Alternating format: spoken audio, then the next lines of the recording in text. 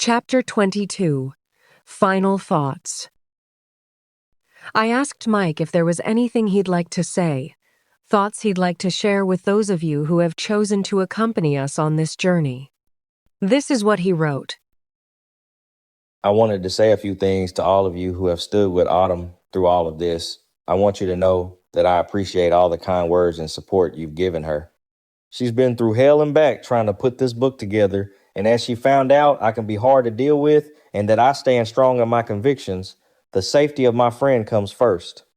I won't do anything to put him in harm's way, and I won't be pushed into something that's not in his or my best interest.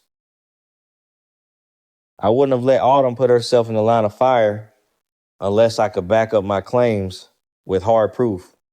That being said, when and if I feel the time is right and I know that no harm will come to him, only then will I provide proof. My dislike for Bigfoot researchers is no front page news. I say to you, choose your words carefully, because in time I may decide to make you eat them. But I tell you what, you show me the clear, close-up pictures of Bigfoot on your camera, and I'll show you mine. I chose Autumn for a very good reason, because she gets it. She understands what she's dealing with, and her heart is in the right place. Bigfoot research has never worked in the first place, and it's pointless to pursue that kind of so-called research. I think it'll be people like Autumn and other witnesses who'll be on the front lines of Bigfoot research, not knocking on trees, but sitting still and letting Bigfoot find them. The few lucky ones who Bigfoot has already found know the truth. And that, in my mind, is all that really matters in the end. You're the ones who already know that Bigfoot is alive and well. This book is for you to read and enjoy, and I hope it helps you understand him a little better. This is a true story, not about finding Bigfoot, but about finding what's in your heart and building friendship and trust.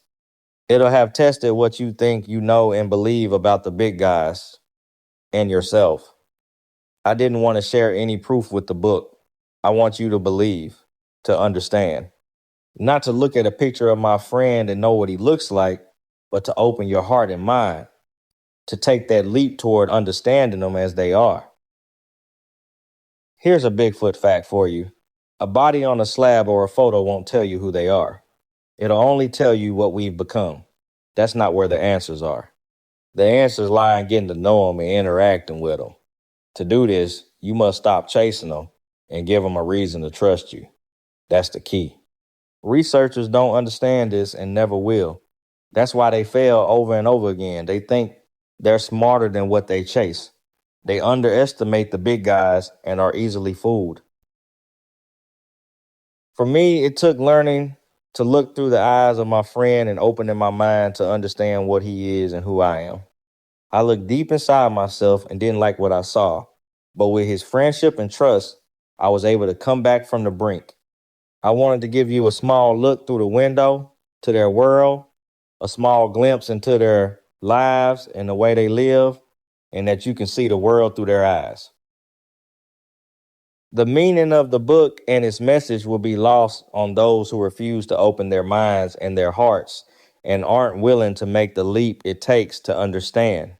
I'm forever grateful to Autumn for making this happen.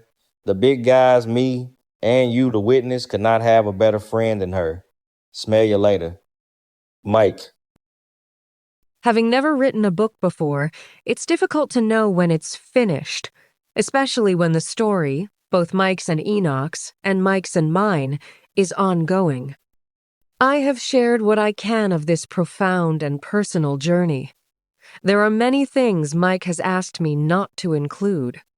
There are probably some points I would have liked to have made that I haven't, or ideas that I'd like to share that were simply too complex to put into words right now. This is a learning process, and I'm still learning, I'm sure, that my understanding will continue to evolve long after this book is published. Mike has a great deal more to share and teach me if he is willing. In fact, he's still learning. There are many things he's alluded to, as usual, the details of which I still haven't heard. I don't know that I ever will. I know that depends upon whether our friendship continues to grow or he decides to fade back into the swamp. I've been asked whether I plan to visit Mike. Yes. We're making plans for me to visit him in the fall, or perhaps next spring. There have been circumstances that have prevented my hopping on a plane in the last few months. Financial constraints. Finding someone to watch my daughter while I'm gone. Not to mention my fear of flying. There are those who will question whether I should have gone to visit him before the book was published, to verify his story. It may be difficult to understand that I feel no need to do so. Mike, the witness, speaks to the witness in me, and my gut tells me all I need to know. When I finally do accompany Mike into the swamp, it will not be to confirm his claims, or to document whatever occurs there. I will step off the plane, hug my friend, get on the boat, enjoy his company, share a few laughs, revel in the wild beauty, camp on a sandbar, trust that his knowledge of the swamp will protect me from any dangers there, and I will sit quietly with empty hands and an open heart if Enoch pays us a visit. I will feel awe, I'm sure, wonder. I may extend a hand in friendship, but I will not have a camera in the other. I won't bring back souvenirs from Bigfoot land. The only thing I will leave with is the memories of any experiences I have while I am there. For me, that is enough. Sunday, February 28th, 2010. Shelby's back. 2 hips and a hooray! I'm so glad to see her. She's grown into a lovely young lady. Cora Beth is back also, with her mate.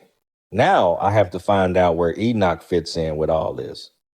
I wonder if there was some swamp ape hanky-panky going on when he brought her to camp before. Shelby stayed in camp all night. She curled up on my sleeping bag and slept most of the night. She looks tired, as if she traveled a long way to get here. I'm going to town to get her something special today.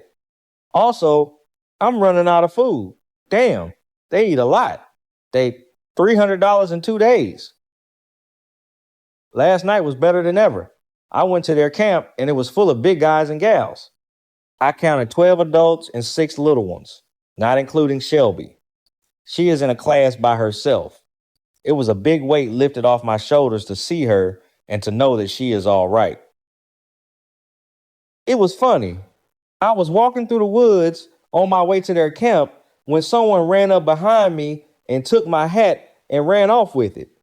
A short time later, someone came up from behind me, grabbed my pack, and pulled me backward until I fell down. I was on my back and saw this face looking down at me, upside down. We were nose to nose, and then she put her cheek next to mine. I said, "Hello, Shelby. I'm so glad to see you. Did you miss me?" She let me sit up and she hugged me and made a kind of humming sound like she was singing to herself. She's about 2 feet taller and a lot heavier than before. She's growing up fast. I feel like a proud papa. Pure logical thinking cannot yield us any knowledge of the empirical world. All knowledge of reality starts from experience and ends in it. Propositions arrived at by purely logical means are completely empty of reality.